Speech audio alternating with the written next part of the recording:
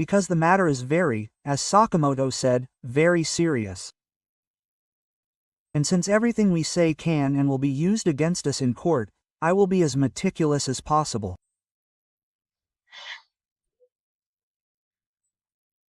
When these conversations took place, when in the middle of this year there was still an ongoing attempt by BRB to buy Banco Master.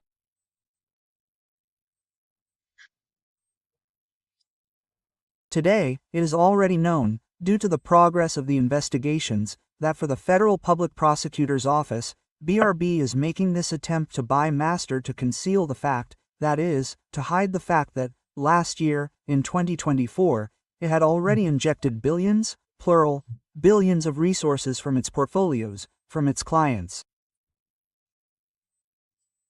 BRB holds the accounts of the public employees of Brasilia in a bank, Master, which BRB already knew to be insolvent, that is, a bank that was in dire straits.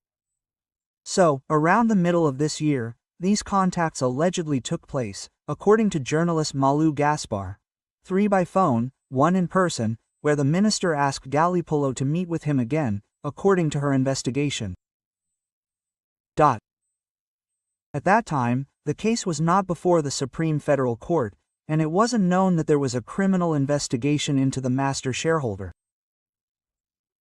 What was known was that the central bank was analyzing the BRB acquisition operation by the master shareholder.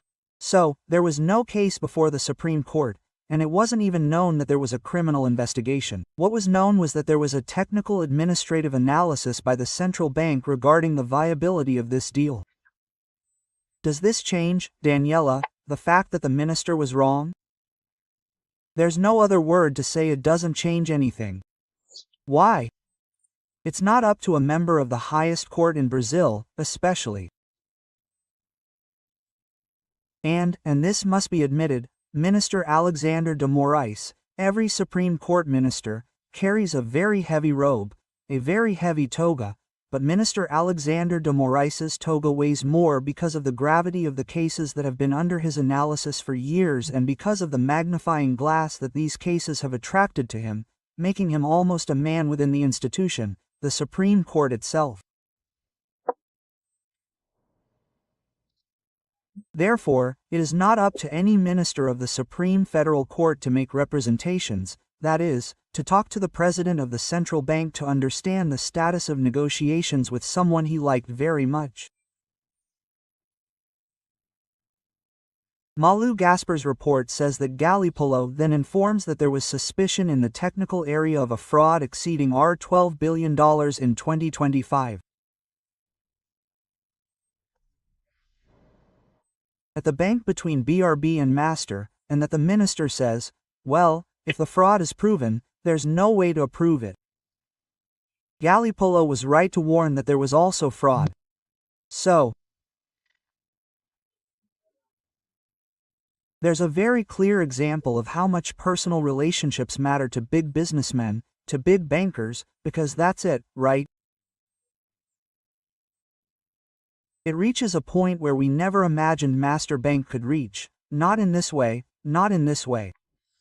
The bank did have a contract with Alexandra de Moraes, wife, not for her to defend her in the Supreme Court, because the case wasn't yet in the Supreme Court. And look, Fabiola, returning the ball to you, how tangled things are. When Minister Dias Toffoli pulls the case and says, wait a minute, I'm going to look into what's in this Master Bank case, everyone complained. Now we're understanding the size of the mess he